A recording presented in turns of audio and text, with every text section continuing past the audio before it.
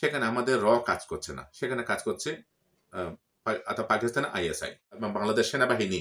তারা যেন এটাকে দমিয়ে ধর্মে প্রত্যেকটা দেশের মধ্যে জিহাদি থাকে। বাংলাদেশের এই ধর্মীয় যে অত্যাচার চলছে সংখ্যালঘুদের উপর, সেই ব্যাপার নিয়ে আন্তর্জাতিক থেকে শুরু করে রাজ্য, রাজনীতি, কেন্দ্র, আমাদের সবই এখন উত্তাল প্রায়। এবং এই পরিস্থিতির মাঝেই আমরা আজ চলে এসেছি ধার্মিক একজন বৌদ্ধ ভিক্ষুর কাছে। স্যার, আপনার নামটা? আমি ডক্টর অরুণজ্যোতি ভিক্ষু। স্যার, প্রশ্ন হচ্ছে এটা যে বাংলাদেশে সংখ্যালঘুদের ওপর যে অত্যাচার চলছে, এই বিষয়ে আপনি কি বলবেন? দেখুন, এটা অত্যন্ত দুঃখের এবং আমাদের সকলের জন্য পরিতাপের। আমরা পশ্চিমবঙ্গে যারা বাঙালিরা আছি, বিশেষ করে পশ্চিমবঙ্গ, ত্রিপুরা, আসামে অসংখ্য মানুষ বাংলাদেশের সাথে একটা নিবিড় সম্পর্ক রয়েছে। আমাদের পূর্বপুরুষদের অনেক রিলেশন ওখানে রয়েছে। তো সে জায়গায় গিয়ে বাংলাদেশে বর্তমানে যেভাবে সংখ্যালঘুদের উপর আক্রমণ হচ্ছে, ইদানিং হচ্ছে হিন্দুদের উপরে, এর আগে পাহাড়ে, রাঙ্গামাটিতে, বান্দরবনে, খাগড়াছড়িতে চাকমা বৌদ্ধদের উপরে আক্রমণ হয়েছে, চাকমা মারমাদের উপর আক্রমণ হয়েছে। কখনো কখনো বাংলাদেশে থেকে থেকে এরকম সংখ্যালঘুদের উপরে নির্যাতন বিভিন্ন সময় হয়ে থাকে। কিন্তু বর্তমানে যেভাবে আমাদের মাননীয় হিন্দু ধর্মগুরু চিন্ময় কৃষ্ণ দাস প্রভুর তাকে যে গ্রেপ্তার করা হয়েছে তার রাষ্ট্রদ্রোহ মামলা দিয়ে, এবং তার পরবর্তীতে এই ঘটনাকে কেন্দ্র করে যে বাংলাদেশের সংখ্যালঘুদের উপরে, বিশেষ করে হিন্দুদের উপরে এই মুহূর্তে যেভাবে নির্যাতন হচ্ছে মৌলবাদীদের দ্বারা, এটা সত্যিকারতে আমরা খুব ব্যথিত, আমরা খুব চিন্তিত। ইসলাম মানেই কি জেহাদি? দেখুন, কোন ধর্ম কিভাবে বলা যায় না ইসলাম মানে জেহাদি, কথা আমরা বলতে পারি না। আপনি এখন যদি বাংলাদেশে যান তাহলে বুঝতে পারবেন, দেখতে পারবেন আমার born and brought up Bangladesh. সুতরাং আমি বাংলাদেশের মানুষ সম্পর্কে মোটামুটি জানি। একটা সংখ্যক মানুষ প্রত্যেকটা ধর্মে, প্রত্যেকটা দেশের মধ্যে জেহাদি থাকে। বাংলাদেশের মধ্যে এই সংখ্যাটা তুলনামূলকভাবে একটু বেশি, কারণ ধর্মীয় শিক্ষাটা যদি সার্বজনীন না হয়, ধর্মীয় শিক্ষাটা যদি অপর ধর্মের মানুষকে যদি গ্রহণের মতো না হয় কিছু কিছু ক্ষেত্রে, তখন কিন্তু মুশকিল।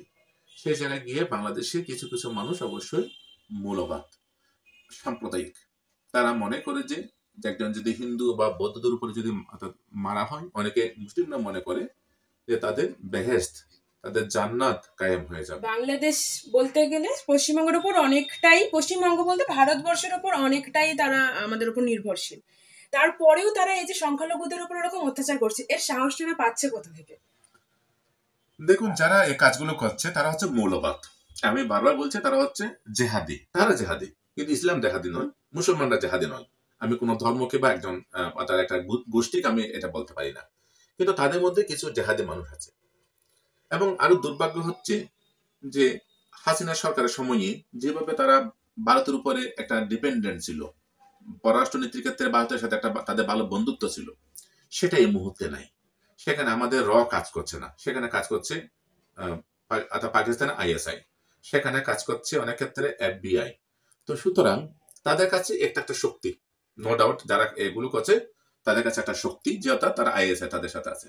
কিন্তু আইএসআই যদি পাকিস্তানের অবস্থা ধরেন, আজকে যদি বিশ্লেষণ করেন, পাকিস্তানের ইকোনমিক কন্ডিশন কোথায় আছে, পাকিস্তানের ব্যক্তি স্বাধীনতা কোথায় আছে, গণতন্ত্র কোথায় আছে? তো পাকিস্তানে কিছু নাই।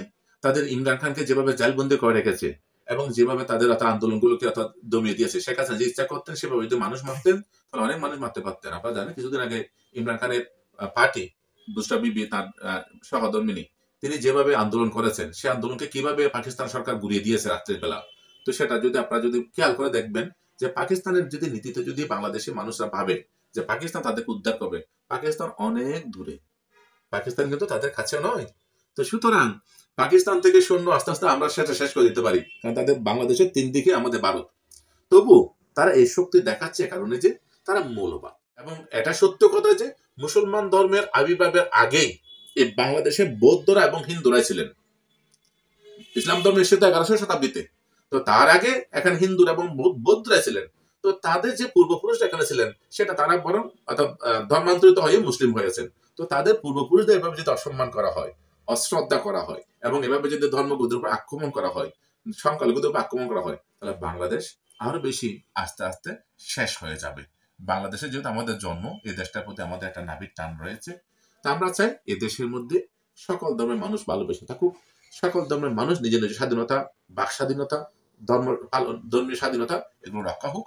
ইউনিট সরকার, তিনি একজন নোবেলজয়ী, আমরা তাকে অনুরোধ করবো যে তার নেতৃত্বে যারা শুভবুদ্ধি সম্পন্ন উপদেষ্টারা আছেন, তারা এবং বাংলাদেশ সেনাবাহিনী, তারা যেন এটাকে দমিয়ে অর্থাৎ একটা সুসম্পর্ক আমাদের সাথে তৈরি করেন এবং বাংলাদেশে যখন শান্তি স্থিরতা বজায় থাকবে, ভারত অবশ্যই তাদের পাশে থাকবে। ধন্যবাদ। ক্যামেরা স্মৃতির সাথে আমি স্বপ্না, এসএস মিডিয়া।